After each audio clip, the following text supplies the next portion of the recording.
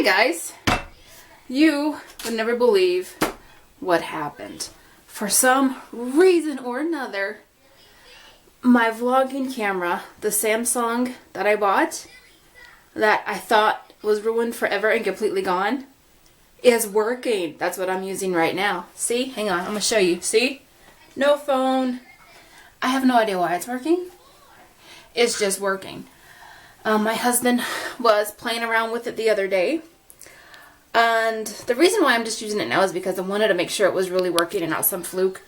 But it's working. But he was playing around with the gears and the extension cap for the lens.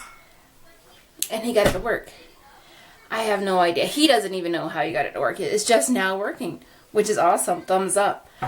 He also got his laptop working. For those of you who just joining my channel, our cat dumped juice all over his laptop. We thought it was lost. Wouldn't shut on, wouldn't do anything. He took it apart piece by piece and dried it out, and it works. That works too. I don't know how my phone, I don't know how my camera and his laptop both work, but knock on wood here, because I don't know how, but I don't know. Today I've had a really bad headache. It's just now kind of going away. Migraines suck for me, especially this time of year when the weather changes. We went from like 40 degrees to 70 degrees, and that's messing with my head. My nose will bleed. I'll get headaches to the point where they freaking have me crying. So, medication won't even help. I have to use like the menthol. I use Flexol. If you don't know what that is, go find it. It's a menthol based rub for any part of your body. But I used it on my headache one day and it worked tremendously. So Flexol, and there used to be another one on the shelves a couple years ago called Head On. And it worked. It was the only thing that would work for me back then. The only thing. And it got discontinued for some reason. But I was like, oh man, bring that crap back, because I love it. You know the Head On. It had like the annoying commercial, Head On, apply it to your head. Head On, apply it to your head. Yeah, that. It was the only thing that would work, and it was like $8 a tube.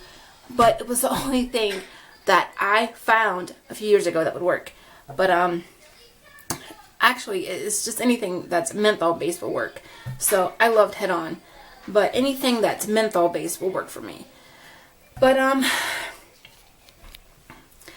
if you read my Facebook post the other day, then you probably know where this is going.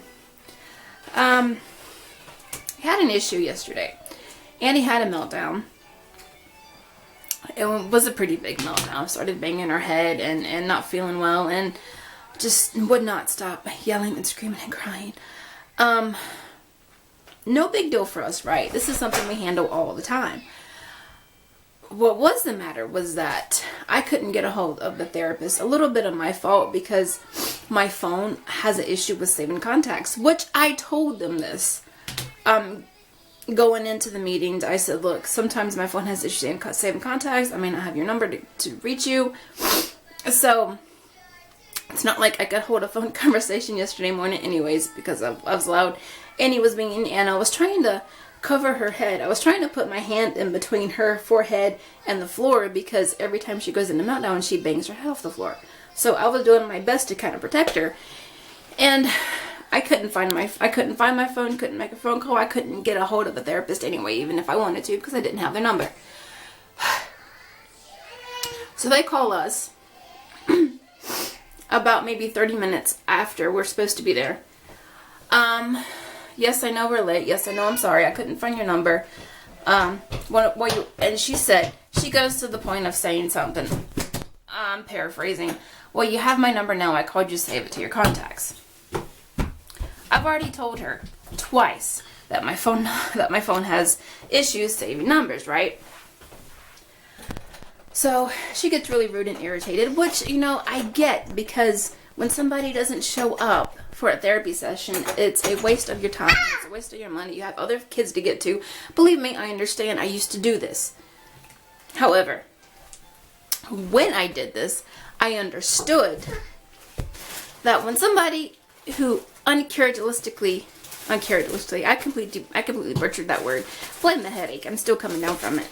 When somebody who usually shows up on time with their kids, somebody you normally don't have a problem with, I would be a little bit more concerned.